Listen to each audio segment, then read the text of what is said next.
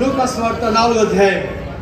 లూకా సువార్త 4వ అధ్యాయం 16 నుండి 44 వరకు చదవాలా? ఇంత పెద్ద పోర్షన్ చదవడం కష్టమవుతుంది. భాగములుగా అవసరం ఉన్నటువంటి వచనాలు మాత్రమే మనం ధ్యానం చేస్తూ వస్తాం. 4వ అధ్యాయము లూకా సువార్త 16వ వచనము, 17, 18, 19 ఈ 4 వచనాలు అందరం కలిసి చదువుదాం. బాయ్స్ అండ్ గర్ల్స్ అందరం కలిసి చదువుదాం. తరువాత ఆయన తాను పెరిగిన నజరేతులకు వచ్చెను. తన వాడుక చొప్పున విశ్రాంతి దినమందు సమాజ మందిరంలోనికి వెళ్ళి చదువుటకై నిల్చుండగా ప్రవక్త అయిన యెషయా గ్రంథము ఆయన చేతికి ఇవ్వబడెను. ఆయన గ్రంథం విప్పగా, ప్రభు ఆత్మ నా మీద ఉన్నది, ఈదలకు సువార్త ప్రకటించుటకై ఆయన నన్ను అభిషేకించెను.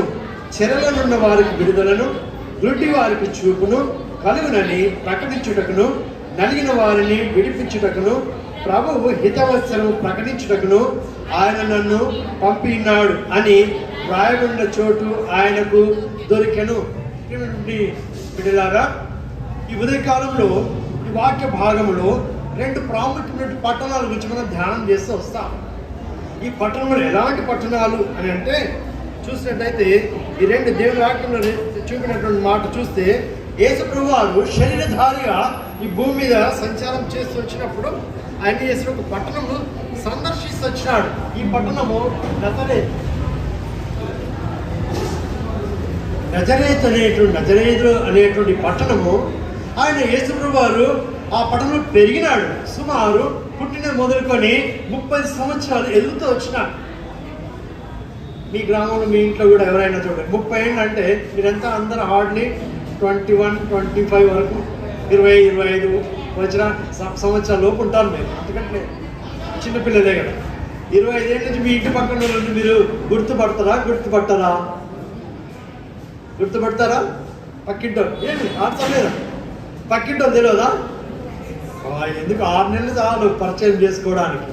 పిల్లలకేం కాదు, ఇమీడియట్ నెక్స్ట్ డేనే క్రికెట్ ఆడదాం, బాల్ ఉంది కదా, బ్యాట్ ఉంది కదా, గ్రౌండ్కి వెళ్తాం పదా, బాయ్స్ వెళ్ళిపోతారు. ఇక గర్ల్స్ కూడా అంతే ముచ్చట పెడతా అంటారు. అంటే 30 సంవత్సరాలు నజరేతులో పెరిగినటువంటి యేసు ప్రభువాన్ని నజరేతులో ఉన్నటువంటి జనులు లేదా అక్కడ ఉన్నటువంటి సమాజంలో ఉన్నటువంటి పెద్దలైన వారు గుర్తుపట్టట్లేదు. గుర్తుపట్టడం ఏంటంటే ఆయన్ను చిన్న చూపు చూస్తున్నారు. యేసు ప్రభువారు ఆయన ఎవరు అని చూసినట్టే పరిశుద్ధ లేఖనంలో తెలియపరిచిన మాట, ఆయన పరిశుద్ధాత్మ చేత మరియ గర్భవతి కుమారునికను, ఆ కుమారుడే ప్రభు యేసుక్రీస్తు వారు. ఆ యేసుక్రీస్తు ప్రభువారు 30 సంవత్సరాలు నజరేతులో తిరుగుతూ వచ్చినాడు. అయితే ఎరుక ప్రజలు మాత్రం ప్రభును గుర్తుపట్టలేకపోతున్నారు. అంటే ప్రభువుగా గుర్తుపట్టట్లేదు. ఈయన యేసు మాకు తెలుసు, యేసయ్య యొక్క తల్లిదండ్రులు మరియా, యోసేపు వాళ్ళు వడ్రంగి వారే కదా, వారు పేదవారే కదా, అరే వారి తమ్ముళ్ళందరూ మాతో కలిసి తిరిగినారే కదా అని చిన్న చూపు చూశారు. కానీ పరిశుద్ధాత్ముడు యేసు ప్రభు ద్వారా ఈ పట్టణం దర్శిస్తూ వస్తున్నాడు. కారణం ఏమిటి? నజరేతులో పాపం ఉంది, నజరేతులో అవిధేయత ఉంది, నజరేతులో దేవునికి ప్రథమ స్థానం లేదు. నజరేతు అనే పట్టణము సొంత చిత్తము నెరవేర్చుకునేటువంటి పట్టణము. ఈ పట్టణమును ప్రభు ప్రేమించినాడు. ఆయన కాలం సంపూర్ణమైనప్పుడు భూమి మీదకి వచ్చినటువంటి ఆయన కాలం పరిపూర్ణమైనప్పుడు ఆయన ఏం చేశాడు? కలువరిలో వేలాడుతూ వచ్చినాడు. ఆ కలువరి వేలాడిన ఎవరి కొరకు? మానవుని నిన్ను నన్ను ప్రేమించినాడు. నజరేతు పట్టణం ప్రేమించాడు. ఆ పట్టణంలో అద్భుతాలు చేయాలి. ఆ పట్టణంలో రోగగ్రస్తులు ఉన్నారు, ఆ పట్టణంలో వికలాంగులు ఉన్నారు, ఆ పట్టణంలో కొరత కలిగినటువంటి ప్రజలందరూ చాలా మంది ఉంటున్నారు, ఆత్మీయంగా నష్టపోయినటువంటి వ్యక్తులు ఉంటున్నారు. అటువంటి వారిని నేను బాగు చేయాలి. ఇది ఇక ప్రభు యొక్క ప్రణాళిక ఉంటుంది. ఈ ప్రణాళికను ఎవరి ప్రాయంలోనే నీవు కలిగి ఉండాలా అని దేవాదేవుడు ఈ బీబీఎస్ పట్టణాన్ని తీసుకొచ్చిన. ఈ నజరేతు పట్టణంలో యేసు ప్రభువారు వచ్చినప్పుడు 2 సంవత్సరాల ఆ ప్రాంతం తిరుగుతూ వచ్చిన తర్వాత వాడుక చొప్పున, అంటే ఆయన పుట్టిందేమో బెత్లెహేంలో, నజరేతు ఆ ప్రాంతంలో ఏం చేయండి తల్లి మరియా చిన్న బిడ్డను మొదలుకొని అప్పుడు ఆయా ప్రాంతాలకు చెల్లా చెదరిపోయిన పరిస్థితులు వచ్చినప్పుడు ఆయనను సరే ప్రభు పరిపూర్ణ మానవుడు కనుక తను తాను రుజుపరచుకోవడానికి ఒక సమయం కనుక ఎదురు చూస్తాడు. చూడండి, ఎప్పుడైతే ఏదైనా ఏమంటాం కొత్త ఊరికి వెళ్ళాం, అమ్మ నాన్న ఉద్యోగరీత్యా వేరే పట్టణానికి ట్రాన్స్ఫర్ వెళ్ళారు. ట్రాన్స్ఫర్ వెళ్ళిన తర్వాత ఆ ట్రాన్స్ఫర్ వెళ్ళిపోయిన తర్వాత మళ్ళీ మీరు ఎక్కడికి వెళ్ళాలా? అమ్మ నాన్న ఎక్కడ ఉంటేనే అక్కడికి వెళ్ళాలి. అంటే తల్లిదండ్రుల దగ్గరే నీవు ఉండాలి. తల్లిదండ్రుల దగ్గర ఎక్కడ ఏ మందిరానికి వెళ్తున్నారో అక్కడికే వెళ్ళాలి. తల్లిదండ్రుల దేవుడి సన్నిధి ఎక్కడ కలిగి ఉంటున్నారో అక్కడికి వెళ్ళాలి. ఇంకా ఎంతలే, నేను నల్గొండ పట్టణంలో ఉన్నాను కదా, నల్గొండ మా అమ్మ నాన్న గెలిచిపేట ప్రార్థన మందిరికి వచ్చారు కనుక నేను వచ్చాను. ఇప్పుడు కాలేజీలో నేను చేరిపోయాను. శ్రీ చైతన్య కాలేజ్, నారాయణ కాలేజ్, రకరకాల స్థలాలకు వెళ్ళిపోయాను. ఇప్పుడు నేను మందిరానికి వెళ్ళాను. వెళ్ళే పరిస్థితుల్లో నువ్వు ఉన్నట్లయితే దేవుని మందిరానికి విడిచిపెట్టకూడదు. అది యేసుక్రీస్తు ప్రభువు ఒక నమూనాగా తను ఏం చేసుకుంటూ వచ్చినాడంటే, నజరేతుకు వెళ్ళినప్పుడు కూడా ఆయన నజరేతులో దేవుడికి మందిరాన్ని సందర్శించేవాడు. యేసుక్రీస్తు వారు ఏ ఊరిలో వెళ్ళినా సమాజ మందిరమును ఆయన చూసి ఆ సమాజ మందిరంలో ఉన్నటువంటి పరిస్థితులకు అనుగుణంగా తను తాను వెల్లడిపరచుకుంటూ వచ్చేవాడు. నజరేతులో సమాజ మందిరంలోకి వెళ్ళాడు. సమాజ మందిరం అంటే చర్చ్, అవునా? అర్థమవుతుందా? ఇప్పుడు సమాజ మందిరము అంటే దేవునికి మందిరము, దేవునికి ప్రజలు దేవుని ఆరాధించే స్థలము. ఈ స్థలంలో దేవునికి సన్నిధిలో ఉన్నటువంటి ప్రజలు ఆత్మీయంగా బలపరచబడాలి అన్న ఉద్దేశం చేత దేవాదేవుడే భూమి మీద ఉన్నప్పుడు ఒక నమూనా చూపించాడు. ఆయన వాడుక చెప్పున సమాజ మందిరానికి వెళ్తూ వచ్చినాడు. ఈ వాడుక చెప్పున సమాజ మందిరానికి వెళ్తూ వచ్చినప్పుడు ఆయన ఏం చేశాడు? అక్కడ ఉన్న ప్రజలు కొందరు ఏం చేశారు? ఆయన్ని, యేసు ప్రభువాన్ని తృణీకరిస్తున్నారు. నీ వద్దు, నువ్వు బాలుడివే, నువ్వు మా మధ్యనే పుట్టినావు, మీ అమ్మ నాన్న నాకు తెలుసు, నువ్వు మా దగ్గర ఉండడానికి వీల్లేదు. నజరేతు వారు తృణీకరించిన. ఇష్టపడతారు ఎవరన్నా ఒక ఊరికి వెళ్ళిన తర్వాత, అక్కడికి వెళ్ళిన తర్వాత నువ్వు మా ఊర్లోకి రావద్దనేది ఎట్లా అనిపిస్తుంది? చాలా బాధ అనిపిస్తుంది కదా ఎవరికైనా. నీకైనంతే, నాకైనంతే, ఎవరికైనా. యేసు ప్రభువు బాధపడుతున్నా, అయ్యో ఈ నజరేతులు నష్టం ఉందే, నజరేతులు శాపం ఉందే, నజరేతులు ఉన్నటువంటి ఈ పరిస్థితులను ఆత్మీయంగా మెరుగుపరచాలన్న ఉద్దేశంతో ఇక్కడికి వచ్చినాను కనుక ఈ ప్రజల యొక్క హృదయాలు మార్చాలి, వాళ్ళ అవిధేయత తొలగించాలి, వారు దేవుని మందిరం ప్రేమించే వారు ఉండాలి, దేవుని సన్నిధికి అనుకూలంగా ఉండేటువంటి బిడ్డలుగా ఉండాలని ఒక ప్రణాళిక కలిగి ఉంటే ఏం చేస్తున్నారు? ఇక్కడ తృణీకరిస్తున్నారు. వద్దు, నీవు మాకు వద్దు. యేసు ప్రభువాన్ని తృణీకరించినారు నజరేతు పట్టణం. ఇంకేమన్నారు తెలుసా? లేదే మీరేం చేయాలా? ఒక మాట చెప్పట్టు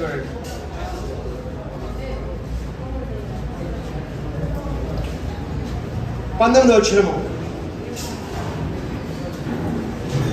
ప్రభువు హితవచనం ప్రకటించుటకు ఆయన నన్ను పంపినాడు. లూకా సువార్త 4:19 వచనం రాయబడిన మాట. ఇక్కడ చూద్దాం, ఎందుకు యేసుక్రీస్తు ప్రభువారు ఈ పట్టణానికి వచ్చినాడు అని అంటే, ఆ దేవాలయానికి వచ్చినప్పుడు తృణీకరిస్తున్నారు. ఆయనను సరే తృణీకరించిన వారి మధ్య నిలబడినాడు. ఆయనను వారి హృదయాన్ని మార్చాలి, కాబట్టి హితవచనం ప్రకటించాలి. ఆ హితవచనం ప్రకటించిన ప్రణాళిక ఏమిటి అని అంటే, చూడండి దేవాలయంలో ఎలా ఉంటుంది. ఆ దినాల్లో వారి దగ్గర పాలస్తీనా ప్రాంతంలో సమాజం ఎలా ఉంటుందంటే, మనలాగనే పెండాలు ఉంటుంది. ఈ పెండాలు ఉన్న తర్వాత సహోదరులు వేరువేరుగా కూర్చుంటారు. వారి మధ్య ఒక చెక్క చేత పార్టీషన్ ఉంటుంది. అంటే ఈ సిస్టర్స్, ఈ బ్రదర్స్ కలిసి చూసుకోవడానికి లేదు. ఈ సహోదరులు వేరుగా ఉండాలి. అయితే బోధించే వారికి మాత్రమే కనబడాలి. ఈ సమాజంలో అంటే ఆ సినగోగ్ అనే ప్రాంతంలో ఉన్న నియమావళి, యూదుల యొక్క ఆచారము ఎలా ఉంటుందంటే, ఆ సమాజ మందిరంలో పెద్దలైన వారు ఉంటారు. ఆ పెద్దలైన వారు బోధించే వారు అంతా కలిసి వెనుకల వరుసగా కూర్చుంటారు, చుట్టుగా కూర్చుంటారు. బోధించేవారు మాత్రం మధ్యలో ఉంటారు. ఆ బోధించే నాయకుడు ఉన్నటువంటి ఆ స్థలానికి వెళ్ళి, అయ్యా నువ్వు రాకరాకు వచ్చావు, 2 ఏళ్ళకి వచ్చినావు కదా అని సరే మర్యాదపూర్వకంగా తెలియపరిచారు. వచ్చినప్పుడు ఆయనకు ఒక గ్రంథం చుట్టూ ఇచ్చారు.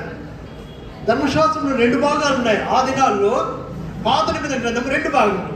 మొదటి 5 పుస్తకములు, ఆది కాండము, మీరు చెప్పండి ఇక, నిర్గమకాండము, లేవియ కాండము, సంఖ్యాకాండము, ద్వితీయోపదేశం. ఈ 5 పుస్తకములు ధర్మశాస్త్రము.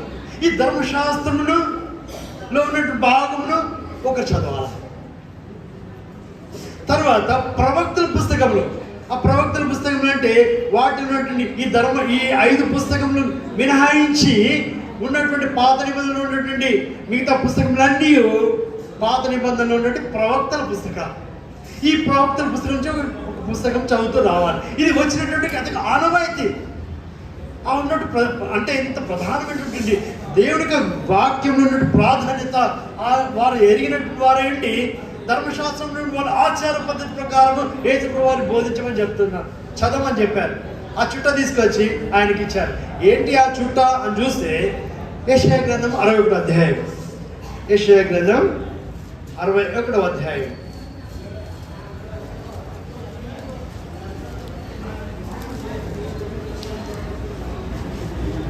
మొదటి 2 వచనాలు, 1-2 వచనాలు కలిసి చదువుదాం. యెషయా గ్రంథము 61వ అధ్యాయము 1-2 ఈ 2 వచనాలు మనము కలిసి చదువుదాం. ప్రభువు యెహోవా ఆత్మ నా మీదకి వచ్చినది, దీనులకు సువర్తమానం ప్రకటించుటకు. యెహోవా నన్ను అభిషేకించెను, నలిగిన హృదయం గల వారిని దృఢపరచుటకును, చెరలో ఉన్న వారికి విడుదలను, బంధింపబడిన వారికి విముక్తిని ప్రకటించుటకును, యెహోవా హితవత్సరమును మన దేవుని ప్రతిదండన దినమును ప్రకటించుటకును, దుఃఖాక్రాంతులందరినీ ఓదార్చుటకును. ఈ భాగము తీసి చదువుతూ వస్తున్నాడు. ఈ భాగం ఇచ్చారు. అయ్యా నువ్వు యెషయా గ్రంథం నుండి మాట చదువుతున్నావు కదా, ఈ యెషయా గ్రంథం నుండి మాట 61వ అధ్యాయం 1-2 వచనాలు మీరు చదువు వచ్చినప్పుడు యేసు ప్రభువు ఆ చుట్టూ తీసుకున్నాడు. ఈ వచనం ఉండేది ఏంది, ఈయన చదివిన భాగం ఏంది చూస్తే 19వ వచనం చూడండి. ఇప్పుడు 4వ అధ్యాయం లూకా సువార్త 4వ అధ్యాయము 18వ వచనము. ఈ 18వ వచనం ఎవరు చదువుతారు? కేవలం బాయ్స్ మాత్రం చదువుతారు. అందరు చదవాలి, బాయ్స్ అందరు కలిసి చదవాలి, మీరే చదవాలి. ఆరంభించండి. ప్రభు ఆత్మ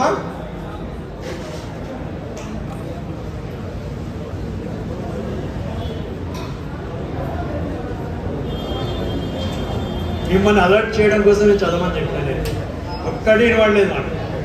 సరే అక్కలు చదువుతారు చూడండి, అదే వచ్చిన మీరు చదవండి.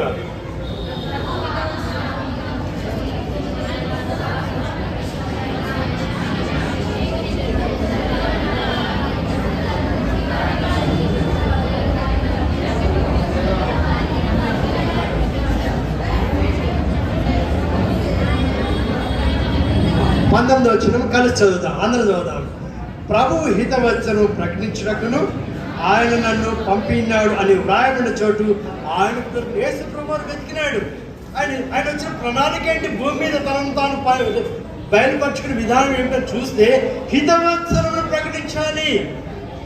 ప్రభువు హితవచనం ప్రకటించడం అంటే క్షేమం ప్రచురించాలి, ప్రజలందరికీ క్షేమము. యేసు ప్రభువు ఉండుట ద్వారానే ఆ ప్రాంతానికి క్షేమం ఉంది. యేసు ప్రభువు హృదయం ఉన్నట్లయితే నెమ్మది ఉంది. అయితే యెషయా గ్రంథం 61 ఉంది మాట. ఆ మాట చూడండి, అక్కడ ఏం రాశాడు? అక్కడ ఇంకో మాట ఉంది, హితవత్సరమును అని మాట చెప్తూ దేవుని ప్రతిదండన దినమును ప్రకటించుట. దేవుని ప్రతిదండన ఈ మాట చదవలేదు యేసు ప్రభువు. ఎందుకు చదవలేదు? ఇవ్వబడిన చుట్ట అంటే ధర్మశాస్త్రం భాగము, ప్రవక్తల పుస్తకం భాగం 2 ఇవ్వబడుతూ వచ్చినాయి. ఇవ్వబడుతుంటే ఈ మాట ఆయన చదవలేదు. ఎందుకు చదవలేదు? కారణం ఏమిటి? హితవత్సరమును ఆయన ఏం చేస్తున్నాడు? హితవత్సరం ప్రకటించే బాధ్యత నాది. ప్రతిదండన చేసేది ఇప్పుడు కాదు. నేను వచ్చింది ఈ లోకానికి మరే కన్య మరే గర్భంలో పుట్టినది ఎందుకొరకు అని అంటే నా ప్రాణం నేను కలవలో అప్పగించడానికి, నా రక్తం శిలువలో దారం పోయడానికి, నేను మరణించి తిరిగి లేవడానికి వచ్చాను. అది హితవత్సరము. ప్రతిదండన చేయడానికి రాలేదు. ఈ ప్రతిదండన 2వ రాకడ సాదృశ్యము. మొదటి రాకడను జ్ఞాపకం చేస్తున్నాను. నీవు నేను మనము మొదటి రాకడను జ్ఞాపకం చేసుకున్నట్టయితే ప్రియమైన స్నేహితులారా, నజరేతులో అవిశ్వాసం ఉంది, నజరేతులో ఆగ్రహం ఉంది, నజరేతులో తృణీకరణ భావం ఉంది. ఇవన్నీ ఎలా చెప్తున్నావు? ఏందయ్యా నువ్వు మాకు బోధిస్తున్నావు? నువ్వు మా ముందే పుట్టినావు, నువ్వు మా ముందు బాలుడవు, నీ తల్లిదండ్రులు నాకు తెలుసు, నీకు స్థితిగతి తెలుసు, నీవు తిండికి లేనివాడు, పేద రూపంలో ఉన్నటువంటి వాడువు, పేదరికంలో ఉన్నటువంటి నువ్వు మాకు బోధిస్తున్నావా అని తృణీకరించాడు నజరేతులో ఉన్నటువంటి ప్రజలు. ఎంత వేదన ప్రభు ఆయన భరించి వచ్చినాడు. చూడండి ఎందుకు ఇంత గట్టిగా చెప్తూ వచ్చినాడు. మనం చూస్తే 21 వచ్చాం, 20-22 కలిసి ఉన్నాయి, కలిసి చదువుదాం. లూకా సువార్త 4వ అధ్యాయము 20-21 వచ్చినాడు. ఆయన గ్రంథం చుట్టి పరిచారకుడికి ఇచ్చి కూర్చుండెను. వారందరినూ ఆయన తేరి చూడగా, నేడు మీ వినికిడిలో ఈ లేఖను నెరవేరినదని వారితో చెప్పాను. ఈ లేఖను నెరవేరినది, హితవత్సరమును ప్రకటించడానికి వచ్చిన మాట నెరవేరినది. ఆ ప్రకటించినట్టు ఆయన ఎవరో కాదు, నేనే. తనను తాను రుజువుపరుచుకున్నాడు యేసుక్రీస్తు ప్రభువు. ఇప్పుడు ధర్మశాస్త్ర ఉపదేశకులకు లేదా సమాజ మందిరం నుండి పెద్దలైన వారికి, శాస్త్రులు పరిశీలకుల వారికి కోపం వచ్చేస్తుంది. అయ్యా నువ్వెటు నెరవేరుస్తావు? ఆయన మాకు మెస్సియా ఉన్నాడు కదా, మెస్సియా రావాలి కదా, ఆ మెస్సియా ఆయన నెరవేర్చే మాట నువ్వెట చెప్తున్నావు అని ఆగ్రహం చెందినటువంటి వారుగా కనబడుతుంది. అందుకే నీ వద్దు మాకు తృణీకరించేటువంటి అనుభవంలో ఉన్నటువంటి వారు నజరేతు వారు. ఇంకో మాట చూద్దాం, చూడండి 22వ వచనం.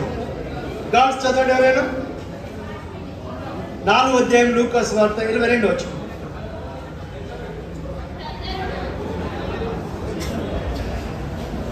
సరే అందరూ చదువు, గర్ల్స్ అందరు కలిసి చదవండి. అందరు మీరే, ఓన్లీ గర్ల్స్.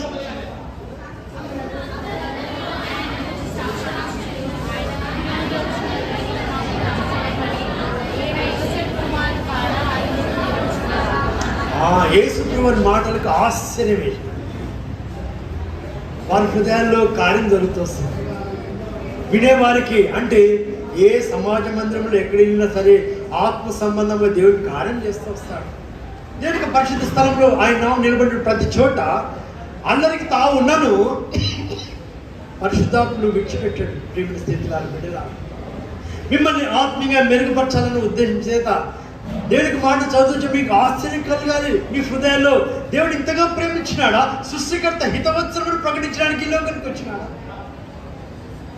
గ్రహించినావా? భూమి మీద పుట్టినావు, పెరుగుతా ఉన్నావు, వినోదం చేస్తున్నావు, రకరకాలుగా చేస్తున్నావు. ఈ అనుభవం చూస్తే వాళ్ళు ఏం చేశారు? ఆఖరికి యేసుప్రభువు మాట అన్నాడు చూడండి, 24వ వచనం. బాయ్స్ చదువుతారు, ఇప్పుడు చదవండి బాయ్స్. లూకా సువార్త 4వ అధ్యాయం 24వ వచనం. బాయ్స్ అంటే ఎవరు? చేతండి. బాయ్స్ ఉన్నారా? మీరు మాత్రం చదవండి, ఓకేనా? చదవండి, గట్టి చదవాలా?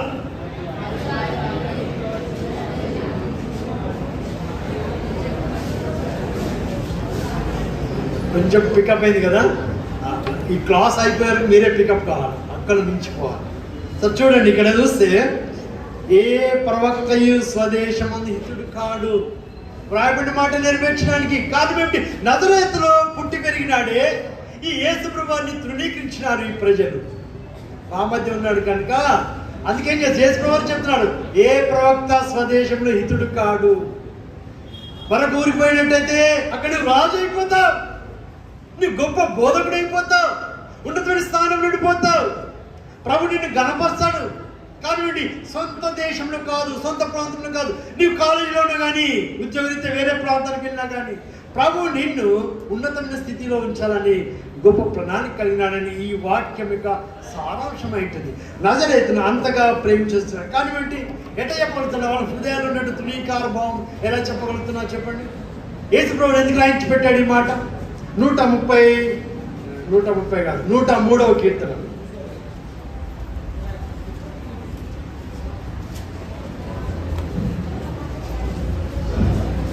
14 వచనం. గర్ల్స్ చదువుతారు ఎవరైనా ఒకరు. 103వ కీర్తన.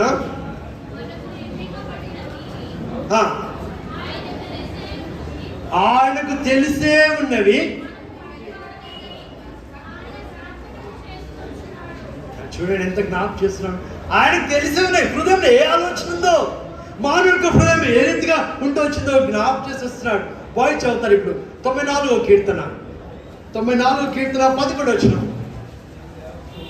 ఇప్పుడు చదవండి, మీరు చదవండి. ప్రభు యొక్క హృదయం ఎలా ఉందో తెలుసు.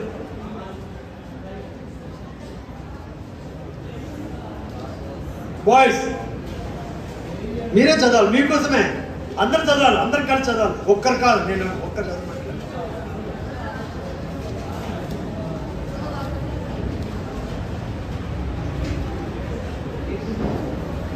94 కీర్తన 6వ వచనం చదవమండి ఎవరైనా.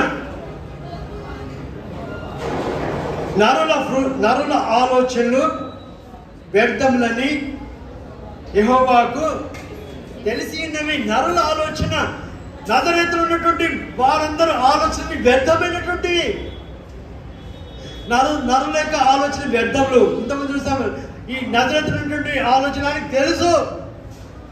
ఇంకో మాట చెప్తాడు ఎక్కడ, 44వ కీర్తన 21వ వచనము.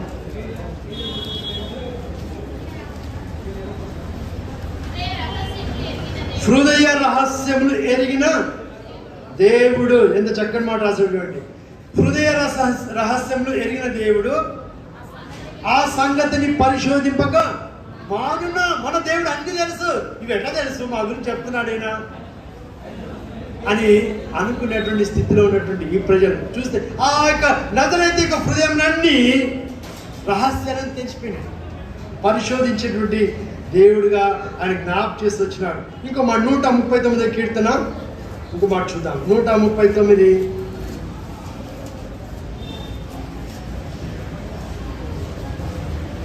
2వ వచనం.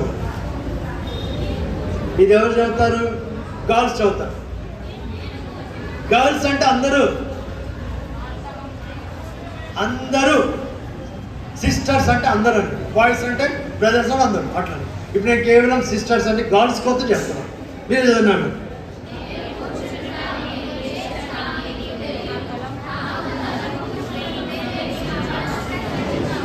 కూర్చుంటుట, నిలుచుట, లేచుట నీకు తెలియదు. మన సృష్టికర్తకు అన్ని తెలుసు, హృదయంలో ఉన్న ఆలోచనలు. ఇంకో మాట చెప్తాడు 4వ వచనం. బాయ్స్ చదవాలి.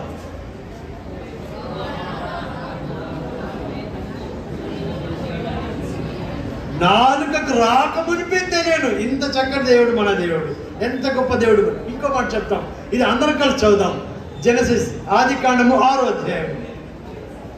ఆదికాండము 6వ అధ్యాయము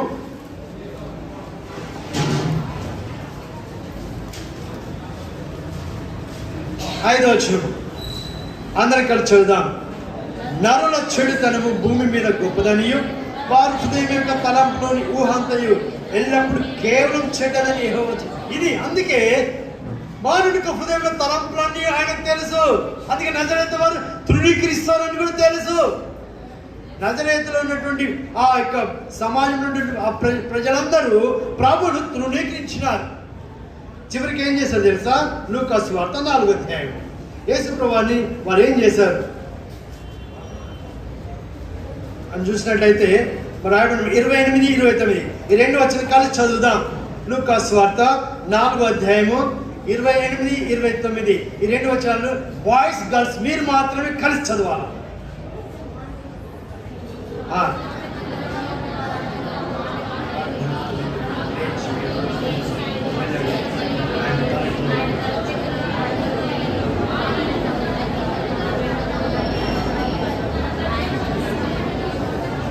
యేసు ప్రభువుని కొండపేట దగ్గర తీసుకెళ్ళి త్రోసేస్తున్నారు. ఎందుకు ఇంత వచ్చింది అంటే యేసు ప్రభువు అక్కడ బోధించాడు. ఆ సమాజం మధ్యలో బోధ చేసే విధానం ఏమిటి అని అంటే, మీరు మీ హృదయమందు సృష్టికర్తలు స్థానం ఇవ్వకుండా మీ లోకానుసారం తలకు స్థానం ఇచ్చిన ద్వారా ప్రభుకు ప్రాధాన్యత ఇవ్వట్లేదు. మీరు మతానుసారంగా, ఆచారానుసారంగా మీ దేశంలో అనుకూలంగా మీరు నడుచుకుంటూ వస్తుంటున్నారు. కనుక మీరు ప్రభుత్వ స్థానం ఇవ్వలేదని బోధించడం ద్వారా ఏమైపోయింది? ఒక ఉదాహరణ చెప్పాడు. ఏలియా లేదా ఎలీషా కాలం చూసినట్టయితే, అందుకే ఎలీషా దగ్గరికి నేమాన కృష్ణుడికి వచ్చాడు. 2వ రాజుల 4వ అధ్యాయం చూడవచ్చు. ఎలీషా అనే ప్రవక్త దగ్గరికి నేమాన వచ్చి కుష్ఠరోగి వచ్చినప్పుడు ఏం చేశాడు? నీకు పోయి యోర్దానులో స్నానం చేయమని చెప్పాడు. తర్వాత విధవరాలు ఉంది, ఆమెకు భోజనము లేదు. అమ్మా నీ దగ్గర ఉన్నటువంటి ఆహారము రొట్టెను నాకు ఇవ్వండి. ఆ ప్రవక్తల ద్వారా ఆ పిండి ప్రాధాన్యత ప్రభుకి ఇస్తే నీకు సమృద్ధి ఆహారం ఉంది. తర్వాత ఇంకేమైంది? గొడ్రాలుగా వినబడుతున్నటువంటి ఆ స్త్రీ, ఆమె ఏమైంది? ఆమెకు సంతానము లేకపోతే ఎలీషా దగ్గరికి వచ్చినప్పుడు ప్రార్థన చేస్తే మరుసటి ఏట కుమారుడు కలిగినాడు. వీళ్ళంతా ఎట్లా వచ్చారు? విశ్వసించినారు. సృష్టికర్త యొక్క మాటలకు ప్రాధాన్యత ఇచ్చారు. ఈ ప్రాధాన్యత ఇచ్చడం ద్వారా వారిలో అద్భుతాలు జరిగినాయి. అంటే కారణం ఏమిటి? అప్పుడు యూదులు లేరా? ఇశ్రాయేలు లేరా? ఉన్నారు. ఆ కాలం ఉన్నారు, ఆ ప్రజలు ఉన్నారు. ఆయనను అద్భుతంలో అన్యుల మధ్య జరుగుతూ వచ్చింది. అందుకే అన్యులైనట్టు నిన్ను నన్ను ప్రేమించినాడు. యూదులు తృణీకరించారు. నీవు సిలువకు అప్పగించబడాలా, సిలువను వేలాడాలా, నలగొడతాం, రక్తంతో కార్చాలా, నిన్ను చంపేసినాడు. సృష్టికర్త సమాధి చేయబడ్డాడు. 3వ దినం లేచిన మృత్యుంజయుడై ఎవరి కోసం? నీ కొరకున్నారు. నీవు నేను మనం అన్యులము, దేవుడికి ప్రాధాన్యత ఇచ్చే ప్రజలు కాదు. అందుకే ఈ మాటలు చెప్తున్నాం మనకెంత. అందుకే నజరేతులో ఉన్న ప్రజలు తృణీకరించినారు. మరి ఎవరు ఆహ్వానించారు? కపెర్నహూములో ఉన్నటువంటి ప్రజలు. యేసు ప్రభువుని ఆహ్వానిస్తున్నారు. యేసు ప్రభువు సమాజ మందిరంలో చదివిన వాక్య భాగం, అయ్యా నువ్వు మాకు బోధ చేయి, మేము ఆత్మీయ నష్టపోయాం, మాకు ఆశీర్వాదం కావాలి. యేసు ప్రభువుని ఆహ్వానిస్తున్నాడు. ఆహ్వానించే హృదయము కపెర్నహూములో ఉన్న ప్రజలకు ఉన్నది. తృణీకరించే స్వభావము నజరేతు నుండి ప్రజలకు ఉన్నది. దేవుడు అందరినీ ప్రేమిస్తున్నాడు. అందరికీ ప్రాణం పెట్టాడు. రక్తమంతా కార్చాడు. మరణమంతగా శిలువ శ్రమ భరించినాడు. నజరేతు వారు కోపగించుకొని వెళ్ళగొట్టారు. కానీ కపెర్నహూము వాళ్ళు రిసీవ్ చేసుకున్నారు. చూడండి ఎట్లా ఏ రీతిగా ఆయన ఆహ్వానిస్తూ వచ్చినారో చూద్దాం. 31 వచనము లూకా సువార్త 4వ అధ్యాయము 31 నుంచి 37 వరకు మార్చి చదువుకుందాం. ఒక వచనం నేను చదువుతాను, మరొక వచనం మీరు చదువుతురండి. అప్పుడు ఆయన గలిలయలోని కపెర్నహూము పట్టణంలోకి వచ్చి విశ్రాంతి దినమున వారికి బోధించుండెను. ఆయన వాక్యము అధికారంతో కూడినది వీడిని కనుక వారు ఆయన బోధకు ఆశ్చర్యపడిరి. 33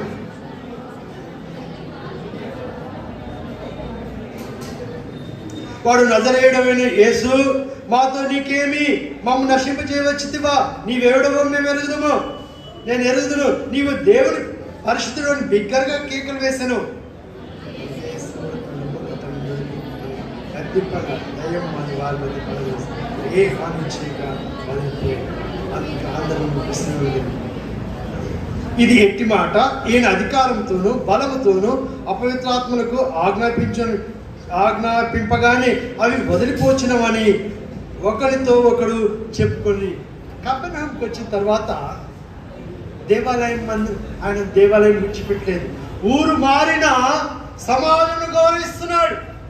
దేవునికి సన్నిధిని ఆయన ప్రేమిస్తున్నాడు. నీవు ఏ స్థలం ఉన్నా, హైదరాబాద్లో చదువుతున్నా, గుంటూరుకి వెళ్ళినా సరే, మరే ప్రాంతానికి వెళ్ళినా సరే, నీవున్న చోట దేవునికి మందిరం ఎక్కడుంది? దేవునికి ప్రజల సహవాసం ఎక్కడుంది? నేను ఆత్మీయంగా నేను మేలు పొందాలి. లోకంలో ఉంది శరీరాశ, నేత్రాశ, జీవడము. ఎవరి ప్రాయంలో నేను ఆత్మీయ నష్టపడడం నాకు దేవుడికి ఇష్టం లేదు అని నీవు ఏం చేయాలా? వెతుకుతూ వెళ్ళాలి. అది కపెర్నహూము వాళ్ళు ఆహ్వానించారు. ఎక్కడున్నా సరే, ప్రభువా నువ్వు నాకు ఆత్మీయంగా బోధించు, నేను బలపరచబడా అన్నప్పుడు ఆ సమాజం వాళ్ళు ఆహ్వానించారు. కపెర్నహూము పోయేసరికి, ఆ మందిరంలోకి వెళ్ళేసరికి అపవిత్ర ఆత్మ చేత పీడికి పడుతున్నారు. చూడు, దేవుడి మందిరంలోనే దయ్యం పట్టిన వ్యక్తి కనబడుతుంది అని అనుకుంటా మనం. అంటే దయ్యాలు ఎందుకు పట్టాలని? దేవుడి మందిరంలో ఉన్నటువంటి వ్యక్తి దయ్యం ఎలా పట్టింది అంటే అపవాది చోటించడం ద్వారా. నజరేతులో ప్రజలు ఏం చేశారు? తృణీకరించారు. నువ్వు వద్దు, పరిశుద్ధుడు అని మాటల చేత పలుకుతూ వచ్చినారు. కానీ బాహ్యంగా వాళ్ళు ఎంత చెప్పినా ఆత్మీయంగా ఆంతరంగికంగా దేవుడికి ప్రాధాన్యత ఇచ్చిన బిడ్డలు కాదు. ఉదయ కాలంలో ప్రభు నిన్ను నాకు చేస్తున్నాడు. నిన్ను ఆత్మీయంగా బలపరచాలని, వచ్చే తరానికి నిన్ను మాదిరిగా ఉంచాలని, అప్కమింగ్ జనరేషన్ గా నిన్ను ఉన్నత స్థానంలో నిన్ను చూడాలని ప్రభు కపెర్నహూములో ఉన్నటువంటి సూచక్రియ నీ మధ్య చేయాలని కోరుతున్నాడు. నీవు ఏ లోక సంబంధమైన అలవాటు పడినావో వాటిని విడిపించాలని కోరుతున్నాడు. ఒక మాట చెప్పాడు చూడండి, ఏం చేశాడు ఆయన మాటకి? ఆ ప్రజలు ఆయన బోధకు ఆశ్చర్యపడి వారు ఆయన 32 వచనం. ఆయన వాక్యం అధికారంతో కూడినదైండెను కనుక వారు ఆయన బోధకు ఆశ్చర్యపడింది. ప్రజలు అక్కడ వారు వింటున్నారు, ఆశ్చర్యమే. అరే ఏంటి యేసయ్య నజరేతులో ఉంటుంటే ఆయన పక్కనే కదా, పక్క పట్టణమే కదా, ఆయన మేము చూడాలనుకున్నాం, చూసాము, నిజమే, ఎంత చక్కగా బోధిస్తున్నాడు, ఎంత ఆత్మీయంగా మనం నడుచుకుంటున్నాడు, మాకు మాదిరి కావాలి, మా పిల్లలకు మాదిరి కావాలి. దేవుని మందిరము అల్లాటప్ప కాదు, వచ్చు తరానికి నీ మాదిరిగా ఉండాలా, నీ స్థలంలో ఎక్కడ అందరికి తావీయుడు. శరీరం ఏమిటి, ఆత్మ ఏంటిది, ఆత్మ సంగతులు ఏంటి, నీవు వివేచింపలేని స్థితిలో ఉన్నట్టయితే నీవు అంధుడవే. గుర్తుపట్టని స్థితిలో ఉన్నట్టయితే నీవు దయ్యాల చేత పీడిపోయిన వ్యక్తివే. లోక స్నేహం స్నేహించినట్లయితే దయ్యంతో సమానము. అటువంటి వాటి నుండి విడిపించగల సమర్థం మన ప్రభువైన యేసుక్రీస్తు వారు ఒక మాట చెప్పాడు. ఆయన మాటలో శక్తి ఉంది. ఏ మాట? ఆ మాట చూడండి. 34 వచ్చింది. ఎవరు చదువుతారా? బాయ్స్ చదవాలి, ఒక్కరు చదవాలి. ఎవరు ఒక్కరే చదవాలి.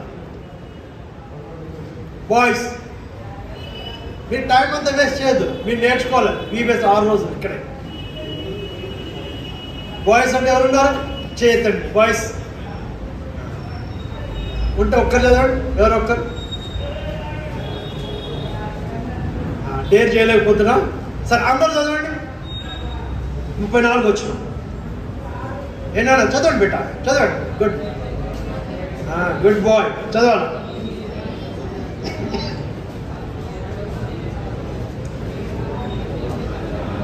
దయ్యమును పట్టిన వ్యక్తి ప్రశ్నిస్తున్నాడు, ఏందయ్యా యేసు అని గుర్తుపడతాడు. యేసు ప్రభువారు అంటే తెలుసు, లోకంలో నువ్వు జీవిస్తున్నావు, నీ స్నేహం ఎలాంటి ఆయనకు తెలుసు, నీవు ఆయనకు తెలుసు, ఆయన నీకు తెలుసు. అయితే దయ్యం చేత పీడిపడు, అపవిత్ర ఆత్మ చేత నింపబడ్డావు. ఈ దయ్యం అంటే ఎవరు కదా? అపవాదే, సాతానుడే నిన్ను ఉచ్చులో వేసి లోకం ఆకర్షణ గురి చేస్తాడు. నువ్వు అలవాటు పడకూడదు, వాటి నుండి పడకూడదు, నువ్వు ప్రత్యేకమైన జీవితం జీవించాలి అని అంటే ఆయన గద్దించాలా. ఆ గద్దింపు ఆత్మ సంబంధమే. ఈ గద్దింపు చూడండి ఎలా ఉంది చూడండి. అందుకు 35 వచ్చిన గర్ల్స్ చదువుతా చూడండి, అందరూ చదవండి.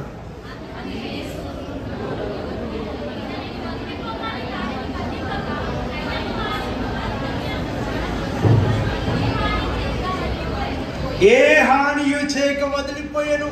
గద్దింపులో, ఆత్మ సంబంధమైన గద్దింపులో, పరిశుద్ధాత్మ గద్దింపులో ఏ హాని లేదు. నీకు హాని చేయాలని, నీ కీడు తలపెట్టాలని సృష్టికర్త ఎప్పుడు తలంచడు. అపవాది ఏం చేస్తాడు? విలవిలలాగా చేస్తాడు. లోకంలో లోకాశలకి నిన్ను మరల్చుకొని నష్టానికి గురి చేస్తాడు. నీ స్నేహ భావం ఎలా ఉంది? పరిశుద్ధతను నీవు ఆకర్షించుకునే వ్యక్తి ఉంటున్నావా, లేదా లోక స్నేహానికి నీవు అలవాటు పడే వ్యక్తి ఉంటున్నావా? జ్ఞాపకం చేసుకుంటావాలని ప్రభు జ్ఞాపకం చేస్తూ వస్తున్నాడు. గమనించినట్టయితే ఇక్కడ ఇంకోటి చూడండి. నీవు పరిశుద్ధులని విగ్రహం కేక వేసిన ప్రజలు తర్వాత ఇక్కడ చూస్తే అందుకు విస్మయం ఉంది, ఆశ్చర్యం వచ్చింది. అయ్యో ఈయన మాటకి దయ్యాలు లోబడుతున్నాయా? అపవిత్రాత్మ విడిచి వెళ్ళిపోతుందా? ప్రత్యేకమైన జీవితం కలిగిన ఏ వ్యక్తి అయినా సరే నీకు లోక సంబంధమైన మలినం అంటదు. నువ్వు అంటుటకు ఇష్టపడవు. ఆ రీతిగా ఉండాలని జ్ఞాపకం చేస్తాం. అందుకే మేము యెహోవాను సేవించదము. ఎంత చక్కటి మాట. నేను యెహోవాకు అంటే ఆ దినాల్లో మన పితరులు చేసే తీర్మానమే. ఈ దినాల్లో నీవు నేను మనం కూడా శ్రేష్టమైన ధన్యత కలిగిన లక్ష్యం చేయాలి. దయ్యములను ఆయన ఏం చేశాడు? విడుదల విమోచకాలు చేశాడు. మరొక మాట చేశాడు. ఆయన ఉన్నట్టు శక్తి ఎలాంటిది అని చూస్తే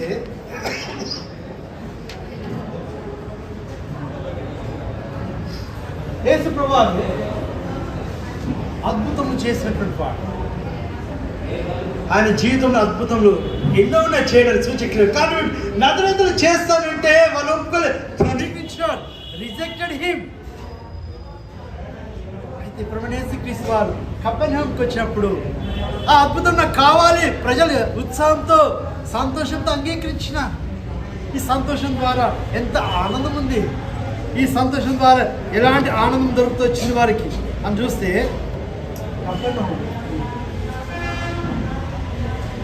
ఈ ఆనందం ఎలా ఉంది, ఆత్మ సంబంధమైన ఆనందం ఎలా ఉంది అని చూస్తే అక్కడ చూసినప్పుడు ఇంకా చూద్దాం, ఒక మాట చూద్దాం. లూకా సువార్త 4వ అధ్యాయము 38వ వచనము, 38వ వచనము లేదా 39, సమయం లేదు క్లుప్తపరుస్తా నేను. 39వ వచనము అందరు కలిసి చదువుదాం. చదవండి.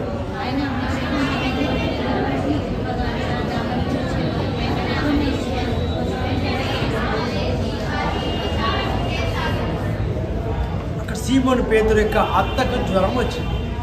ఆ రోజుల్లో జ్వరం భయంకరం జ్వరం. ఈ రోజులంటే తలనొప్పున్నా చిన్న నొప్పున్నా డాక్టర్ దగ్గరికి వెళ్ళిపోతాం. ఆ రోజు వైద్యం దొరకడం అరుదైన సంగతి. అయినా సరే ఆమెకు వచ్చిన జ్వరము భయంకరం జ్వరం ఉంది, లేవలేని స్థితిలో ఉంది. యేసుప్రభువు సందర్శించాడు, పేతురు తీసుకెళ్తున్నాడు. ఏం చేస్తున్నాడు? అయ్యా, మా అత్తగారి జ్వరం ఉంది, నీవు వచ్చి నువ్వు సందర్శిస్తే చాలు, నువ్వు తాకితే చాలు, మా అమ్మగారు స్వస్థపడుతుంది అని అంటే వచ్చి చూడండి అక్కడ ఏం చేశాడు. ఆమె చెంత నిలబడి జ్వరమును గద్దించగానే జ్వరమును గద్దించినాడు. యేసుప్రభువు చూడండి, గద్దించిన మాటలో జ్వరం పారిపోతుంది. వద్దు, జ్వరం నేను ఉండలేనంటుంది. సీమోను పేతురు యొక్క అత్తగారిలో ఉన్నటువంటి జ్వరం విడిచి వెళ్ళిపోయింది. జ్వరం వెళ్ళిన తర్వాత శక్తిహీనమైనటువంటి ఈమె ఏం చేసింది? వెంటనే లేచింది. యేసుప్రభువారి మాటలో శక్తి ఉంది, యేసుప్రభువారి మాటలో స్వస్థత ఉంది, యేసుప్రభువారి మాటలో సంతోషం ఉంది, యేసుప్రభువారి మాటలో ఇతరులకు పరిచారం చేసే గుణలక్షణం ఈమెచ్చబడింది. స్టూడెంట్ లైఫ్లో నేను కూడా ఈ విధానాన్ని ప్రభు సన్నిధి, ప్రభు మాట అంటే అక్కడ ఎవరో చెప్పడం కాదు, దేవుని వాక్యమే, పరిశుద్ధ గ్రంథమే. ఈ పరిశుద్ధ గ్రంథము నిన్ను బలపరచడానికి, స్థిరపరచడానికి, నిన్ను ప్రోత్సాహపరచడానికి, ముందు నడిపించడానికి, ధైర్యపరచడానికి, కురిగిపోయినటువంటి వారికి, రోగమైనటువంటి వారికి, అపవిత్రాత్మ చేత పీడింపబడిన వారికి, రకరకాల సమస్యలు ఉన్న నువ్వు వెళ్తున్నట్టయితే జ్ఞానం లేదనుకుంటున్నావేమో, జ్ఞానం ఇచ్చే దేవుడు ఆయన. విమర్శితులారా, యవన బిడ్డలారా, ఈ వీబేస్లో ప్రభు నిన్ను జ్ఞాపకం చేస్తున్నా. ఆమెకున్న జ్వరాన్ని ఆమెను గద్దించలేదు. దేవుని మందిరంలో చేయాల్సిన పనులు, దేవుని మందిరంలో ఉన్నటువంటి పద్ధతులు, ఆత్మ సంబంధంగా నీవు నేర్చుకున్నట్లయితే ఇతరులకు మాదిరికరంగా ఉంటావు. ఇది ఎవరు బోధించారు? ఏ స్కూల్లో, ఏ కాలేజీలో, ఏ కోచింగ్ సెంటర్లో ఎవరు నీకు నేర్పరు. దేవుని మందిరానికి అలవాటు పడినట్టయితే, అమ్మ నాన్నతో పాటు నీవు వచ్చినట్టయితే, నీవు దేవుని మందిరంలో ఉన్నట్లయితే ఆత్మీయంగా నీకు స్వస్థత కలుగుతుంది. ఏ విధమైన పరిస్థితులు వెళ్తున్నావు అక్కడేం చేశాడు? ఆ విధానం చూస్తే ఆయన యొక్క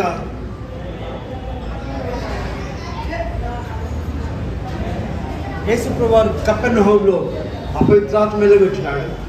యేసుప్రభువారు సీమోను పేతురు వారి అత్తగారి జ్వరాన్ని గతించాడు. అంటే ఈ పోర్షన్ అన్నమాట. ఈ రెండు పట్టణాలలో చూసినట్టయితే ఈ నజరేతు యొక్క విధానం చూస్తే, నజరేతు యేసుప్రభువారికి ప్రాధాన్యత ఇవ్వలేదు, స్థానం ఇవ్వలేదు, ధృవీకరించింది. ప్రభు ప్రాధాన్యత ఇవ్వని పట్టణంలో ప్రభు బోధిస్తూ వచ్చినా కానీ, ప్రభు యొక్క యేసుప్రభువారికి ఆశ ఈ పట్టణ ప్రజలు నశించడం నాకు ఇష్టం లేదు అని తలచిన కానీ వెళ్ళగొట్టి అక్కడ చేంజ్ చేశారు, పడదోశారు. కానీ కపెర్నహూములో ఆహ్వానించినారు. నీకు ఆహ్వానం ఉంది, నువ్వు ఏ సమస్య నుండి వెళ్తున్నావో. ప్రేమ విద్యార్థి, ఆత్మీయ నిన్ను బలపరచడానికి, నిన్ను ప్రోత్సాహపరచడానికి కపెర్నహూము పట్టణాన్ని తీసుకొచ్చిన. ఈ పట్టణంలో ఎలాంటి అనుభవం ఉన్నది? ఈ సీమోను పేతురు యొక్క అత్త జ్వరం నుండి విడుదల పొందిన తర్వాత అనేకులు వచ్చినట్టుగా రాయబడింది. చూడండి 40 వచనం, 4వ అధ్యాయము లూకా సువార్త 40 వచనము చదవండి. ఒక్కరు చదవండి, ఎవరో ఒక్కరే చదవాలి. గట్టిగా చదవండి. సూర్యుడు అస్తమించుచుండగా నానావిధ రోగముల చేత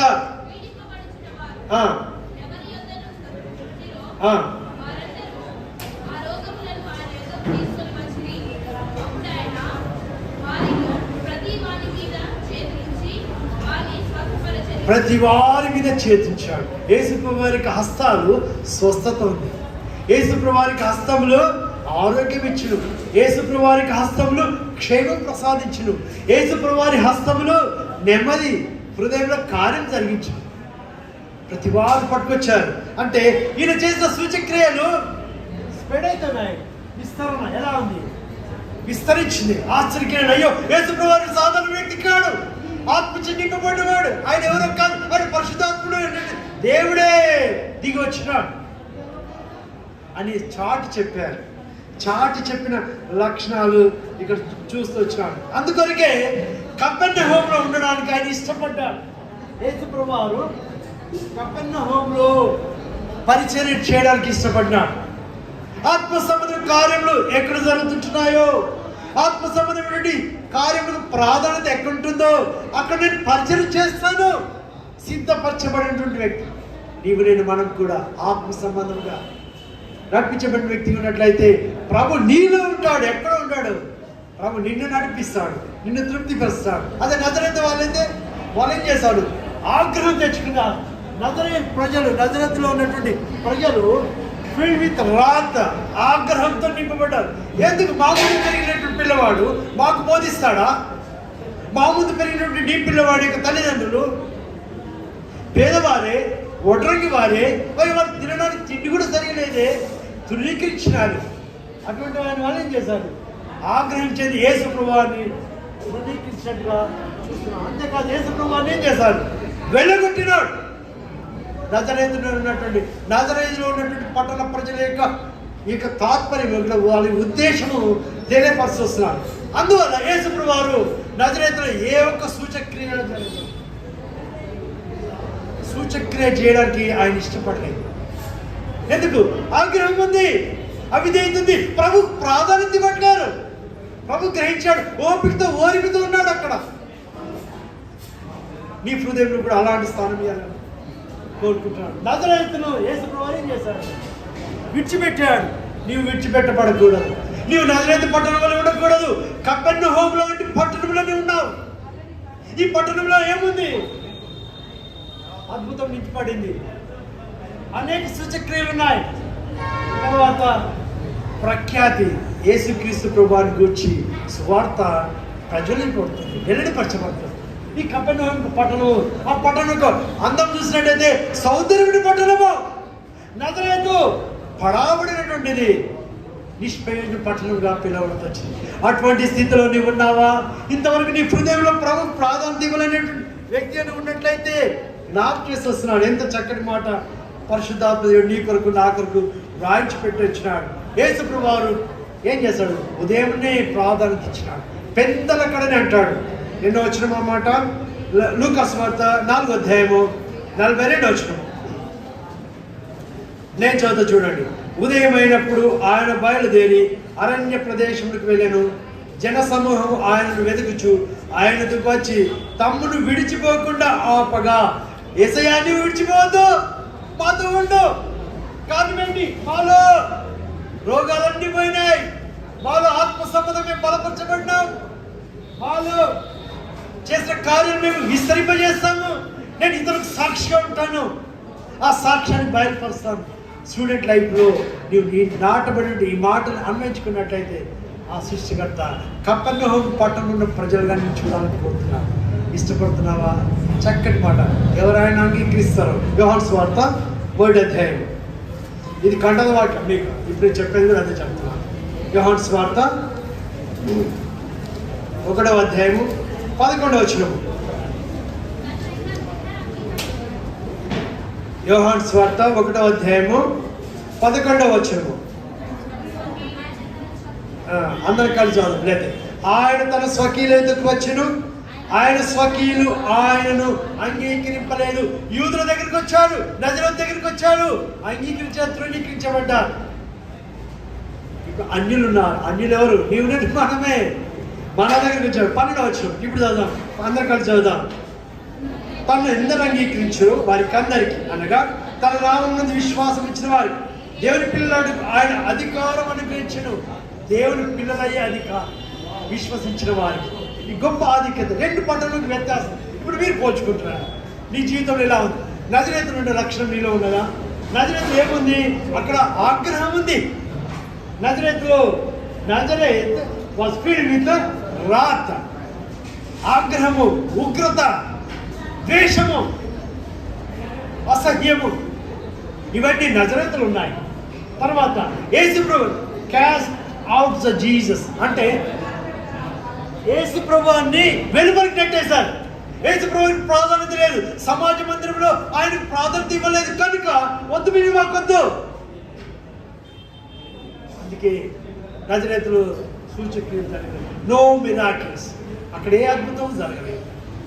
తర్వాత అక్కడి నుండి యేసయ్య బహుభారంగా వెళ్ళగొట్టబడ్డాడు, వెళ్ళిపోయాడు, తప్పించుకున్నాడు. కాలం సంపూర్ణమైనప్పుడు ఆయన ఎదిగి చంపించినాడు, కాలం పరిపూర్ణమైనప్పుడు కలువరులు వేలాడినాడు. ఇంత గొప్ప దేవుడు హృదయం కలిగి ఉన్నట్టయితే పాప క్షమాపణ, ఇంత గొప్ప దేవుని హృదయానికి ప్రాధాన్యత ఇచ్చినట్టయితే, పరిపూర్ణుడిని ఆ స్థానాన్ని ఆయనకి ఇచ్చినట్టయితే, ఆయన సేవించే లక్షణం కలిగినట్టయితే ఇది కపెర్నహూము లాగా ఆశ్రయించాలనుకోవద్దు. కపెర్నహూములో ఏముంది? అద్భుతాలు నింపబడ్డాయి. నీ జీవితంలో అనేక అద్భుతం. వచ్చే జనరేషన్ నీదే, ఈ కాలం అంతా నీదే. భూమి మీద బ్రతికినంత కాలము ప్రభు కలిగిన అద్భుతంగా జీవించాలా, మంచి సాక్ష్యం కలిగి ఉండాలి. నీ సాక్ష్యాన్ని పొడగొట్టకూడదు. ఒకసారి రక్షణ తీర్మానం చేసుకున్న తర్వాత నష్టపోకూడదు. ఇది దేవునికి ప్రణాళిక ఏంటి? యెహోషువ చెప్పాడు. అందుకే అయ్యా మేము నిన్ను సేవించలేము, మంచి దీపం సోదరా, మేము యెహోవాను మాత్రమే సేవిస్తాం. బీబీఎస్ లో ఆరంభ దినములను మాట్లాడుతున్నాను. లోకంలో మరొక తలంపు నీ తావివ్వకూడదు. కారణం ఏమిటి? యేసు ప్రభువు నీ హృదయంలో వసించాలని కోరుతున్నాడు. అనేక అద్భుతాలు నీ జీవితంలో చేస్తాను.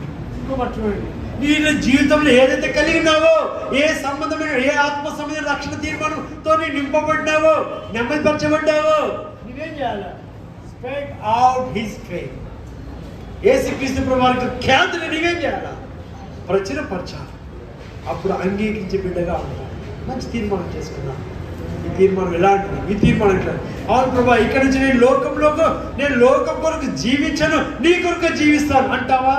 అనే వ్యక్తి ఉన్నట్టయితే కళ్ళు మూసుకొని ప్రార్థిస్తాను. కళ్ళు మూసుకోండి, చిన్న ప్రార్థన మీ హృదయంలోనే మోకరించండి. మీ హృదయంలోనే ఎవరు అటు ఇటు చూడకూడదు. ఇది గొప్ప తరుణము. బీబీఎస్ మొదటి దినము 2 పట్టణాల యొక్క సారాంశం ముందు తీసుకొచ్చినాడు. ఈ సారాంశం ద్వారా ప్రభు నిన్ను సంధిస్తూ వచ్చినప్పుడు, ప్రభు నేను నీ కొరకే జీవిస్తాను, యెహోవాను సేవిస్తాను. రక్షణ పొందిన వ్యక్తిగా నీవు ఉన్నట్టయితే, నా తీర్మానం నేను చదువుతున్నాను, ఉద్యోగం చేస్తున్నాను, మరొక పని ఇంట్లో ఏ పని చేస్తున్నాను, ఈరోజు తీర్మానము యెహోవాను సేవిస్తాను అనే చెప్పగలిగిన తీర్మానం ఉన్నట్లయితే మౌనంగా నీ హృదయం నుండి తీర్మానం చేసుకుని హృదయం పూర్తిగా, అవును ప్రభువా నేను రక్షణ పొందినాను, నీ కొరకు నేను తీర్మానించుకుంటున్నాను అనేవారు మాత్రమే మీ హృదయంలో తీర్మానం చేసుకుని, యేసు ప్రభువా నన్ను క్షమించి మన్నించి నీ కొరకు నేను జీవించాలని సేవించాలని తీర్మానం చేసుకుంటున్నాను అన్నవారు మాత్రమే మీ చేయి పైకెత్తి చూపించారు. మీకు మేము ప్రార్థన చేస్తాం. అటువంటి వారు, నీ కొరకే నేను జీవిస్తాను ప్రభా, నేను నిన్నే సేవిస్తాను, లోకంలో నేను అపవాది వైపు నేను చూడను అనుకునేవారు వద్దా? తీర్మానం వద్దా? ఈ తీర్మానం నువ్వు ఉద్యోగం చేయి, నువ్వు ఏదైనా చేయి, ఏ పని చేయి, ప్రభు తీర్మానం బలపరచాలి. అటువంటి తీర్మానం సహోదరి, ప్రభు తీర్మానం బలపరచను కాదు. ఇంకెవరైనా ఉంటే సహోదరి, ప్రభు నీ తీర్మానం బలపరచను కాదు. అటువంటి వారు ఇంకెవరైనా చెయ్యి, సహోదరి నీ తీర్మానం ప్రభు బలపరిచి నిన్ను నమ్మకమైన సాక్షిగా జీవించు కాదు. సహోదరి, ఈ ప్రభు నీ తీర్మానం బలపరిచి నిన్ను మంచి సాక్షిగా కపెర్నహూము లాంటి అనుభవంలో నిన్ను ఉంచిన కాక సహోదరి. మరొక సహోదరి, అందరు సహోదరి బ్రదర్స్ వైపు ఉన్నారా? బాయ్స్, ఇంకా లోకం వైపు చూస్తావా? నష్టం ఉంది, నజరేతులో నష్టం ఉంది, ఆ నష్టం నీ వద్దు. అటువంటి వారు ఇంకెవరైనా ఉంటే ఎత్తిన వాళ్ళు చేయించాడు. సహోదరుడు, నీ తీర్మానం బలపరచను కదా దేవుడు. ఇప్పుడు చేయించిన దయదించాడు. ప్రభుకి ఇద్దరు హృదయానికి, నీ హృదయాన్ని ప్రభుకి ఇవ్వకపోతే ఈ దినం నేను నా హృదయాన్ని యేసు వారికి అప్పగిస్తున్నాను అనుకునేవారు మనసులో చిన్న ప్రార్థన చేస్తాను.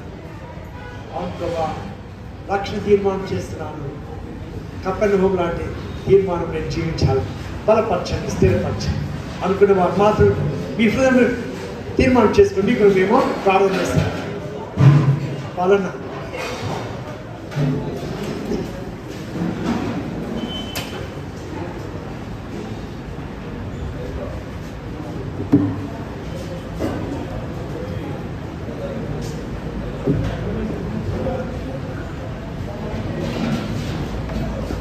ప్రార్థన చేస్తాం.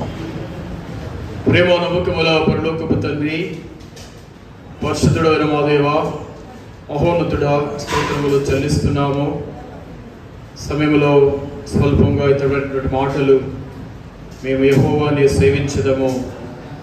ఓ ప్రభా, ఇటు మాటలు యవనస్తుల విడుదలైనటువంటి వారి హృదయంలో నాటబడినట్లు సహాయం చేయండి. ఓ ప్రభా, ప్రతి యవన బిడ్డ రక్షణ తీర్మానము చేసుకున్నట్లు వారి హృదయాలను మీరు దర్శించండి, మీరే సంధించమని కోరుతున్నాం. దేవా, నజరేతు అయితే పొమ్మని చెప్పింది, కపెర్నహూము రమ్మని చెప్పింది. అలాగన కపెర్నహూములే నీ బిడ్డలు యేసుక్రీస్తు వారిని వారి హృదయములో చేర్చుకున్నట్లు సహాయం చేసి మీరే నడిపిస్తున్నామని కోరుతూ బ్రతిమలాడుతున్నా. అదేవిధముగా తండ్రి, ప్రతి యవన బిడ్డ తీర్మానం చేసుకున్నటువంటి వారు వారి యొక్క రక్షణ స్థిరపరచండి, క్రీస్తుని బండపై స్థిరపరచండి. యోహాను సువార్త 1:12 చెప్పబడినట్లు తను అందరూ అంగీకరించారు వారందరూ దేవుని పిల్లల అధికారం అనుగ్రహిస్తానని సెలవిచ్చిన దేవుడు అటు అధికారముని పిల్లలకు అనుగ్రహింపచేసి మీరే మహిమ పొందమని కోరుచు ఘనత మహిమా ప్రభావానికి ఆరోపిస్తూ మా ప్రియుడు మా రక్షకుడు యేసుక్రీస్తు నామములో స్తుతించి ప్రార్థించడి వేడుకుంటున్నాము తండ్రి. ఆమేన్.